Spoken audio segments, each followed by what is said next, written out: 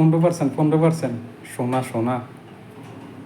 আপনি বিগত পার্সেন্ট বাইত গেছেন, ভরছে ইনটা বেচে নেবেন, কেন জিনিসটা বেচে নেবেন, 15% ট্যাক্স দিলেন। 1 লাখ টাকা বেচছেন, 15,000 টাকা ট্যাক্স দেন।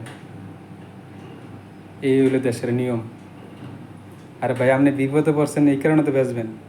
হ্যাঁ, করতে পারেন কারে, 10 ভরি, 100 গ্রাম বা আধা কেজি এরকম সাইজের যারা বেচবো, যারা কোটিপতি আছে, তারা স্বর্ণ কিনে মজুত করে রাখছে, আবার বেচবো লাভের লেগে।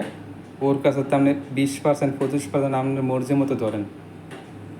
গরিব মানুষ দেশে যারা আছে, অসুস্থ হয়েছে, মাঝে মধ্যে চলতে পারে না, তার একটা চেন আছে, চেনটা বেচে লাগবে, কানে দুলটা বেচে লাগবে না ফাইরা।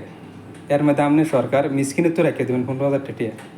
ওই সময় তারা এই 15,000 টাকা অনেক কিছু, কেননা অসুখে পড়ছে, বিপদে কেউ টাকা পয়সা দেওয়া চায় না, ওনা চেনটা আছে, চেনটা বেচে লাগবে।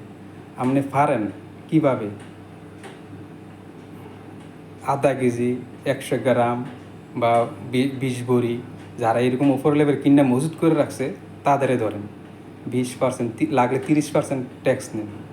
আরে ভাই, 15% ট্যাক্স সাধারণ মানুষদের বেচবো চাইরা নিয়ে আড়া নিয়ে একটা চেন, একটা কানার দুল, বিপদে বইরা হিসাব দিয়ে করতে হবে। সরকারের এটা অর্থমন্ত্রী একটা বাজেট হালাই দিছে, কর দিয়ে দিছে, মাথায় গিলু রেখা কর ফালান লাগবে। তো একটা লিমিট থাকতে হইব, বলে এত লিমিটের উপরে গেলে সরকারের 15% ট্যাক্স দেয়।